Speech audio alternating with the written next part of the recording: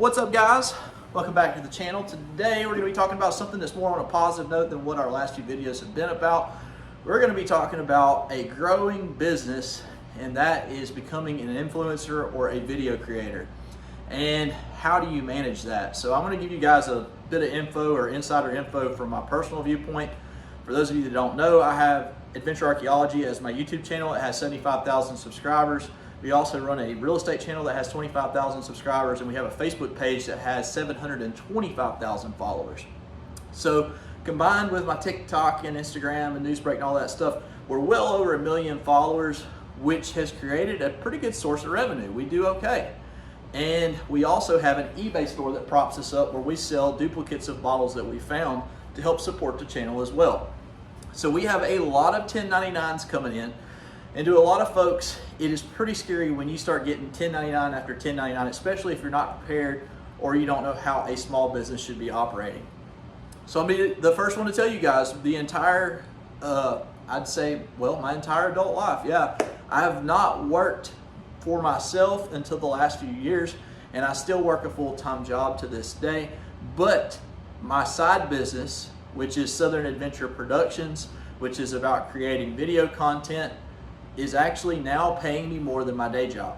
Now you may say, well, how come you haven't quit yet? Well, there's some stuff like insurance and 401k and all that kind of stuff that's a lot harder when you're self-employed. Not to mention the creator market goes up and down and all around, and it's not guaranteed every month where you're gonna be at on a money scale. It is drastically different from month to month. So where did I start?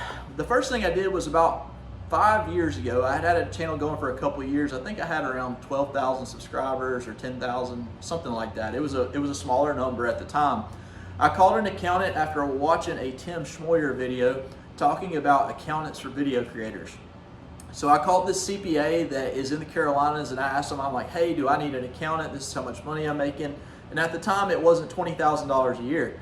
And he said, well, Brandon, if you're not making $20,000 a year, you have no use for me. Call me back when you get to $20,000 a year. So for those of you guys wondering, I would say that's the threshold mark for you wanting to hire a CPA. Now, my CPA, I pay him monthly. It's a reasonable rate, but he helps track and do a lot of stuff that I don't want any part of. I love digging bottles and metal detecting and finding treasures. I even love editing and creating videos. What I don't love is the paperwork and the headache that comes behind it.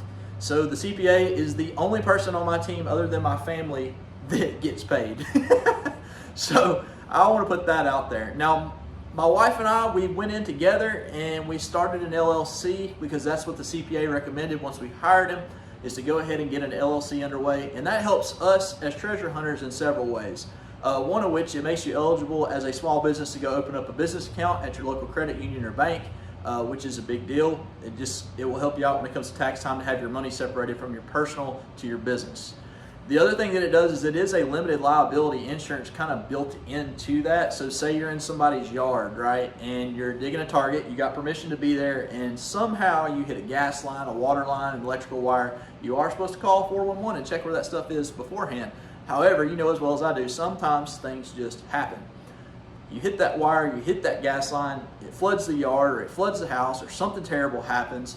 The breaker box goes and it kills their 70-inch flat screen TV, and now they're looking at you to cover everything that went wrong. Well, that's to be expected. You were the one that was there, and I can't blame the landowner for doing that. So the limited liability helps you, because at that point, if the landowner were to sue you, they couldn't take your personal assets because you're backed underneath an LLC. So that's the couple of benefits to having an LLC. So what's behind getting an LLC going? Just a little bit of paperwork. My CPA took care of all of it for me, as a matter of fact. That's the benefits of having a CPA on my payroll.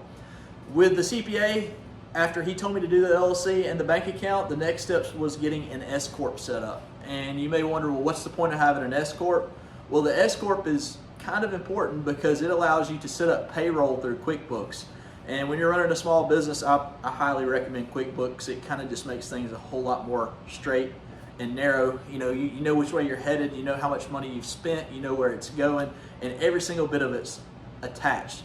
So my CPA actually took my LLC and my bank account, connected it to the QuickBooks, and then filed the paperwork for an S Corp. Once the S Corp was done, he set up the payroll, and now me and my wife get a check. So the company that we have is called Southern Adventure Productions, and you may be thinking, well, Brandon, why didn't you just call it Adventure Archaeology? Well, I try to think 10 steps ahead, and I know that I have ADD and that I start a whole lot of channels and I do a whole lot of different things. And if I started the company as Adventure Archaeology, I could not umbrella other channels underneath that LLC. So by being a production company, I can create anything video content wise, and it'll fall underneath that umbrella. That's the reason for it being a production company. So whenever everything's said and done, the 1099s start rolling in at the end of the year, and you may be thinking to yourself, well, how much money should I put back? All of that kind of stuff. Well, it really depends on your tax bracket, your day job, all that kind of stuff. I personally try to put 25% back of all of my earnings and sit on it till the end of the year so that I don't get caught in a terrible position, because it would be really hard for me to film YouTube videos out of federal prison for not paying taxes. And you are going to get 1099 for everything, so just keep that in mind. Just say you do a sponsorship where they give you $500 to rep their boots. You're going to get a 1099 for that. TikTok, you make $55 for 1 million views, which is about what they pay over there. TikTok's not worth doing. $55 for 1 million views, you're going to get 1099 for that $55. You know, so there again, just expect every platform you set up to get a 1099, every sponsor deal you do for a 1099 to come. And at what point does it make sense for you to have a CPA to help you along in your journey? So I hope this was a little bit of a transparency for you guys. I hope that you see how we operate, and maybe that'll help you in your small business ventures. But for us right now, everything's smooth sailing. It is tax season. It's always a little bit of heartache whenever you have to deplete your entire savings, it seems like, from your business to pay taxes, but that's just part of it. We'll see you guys in the next video.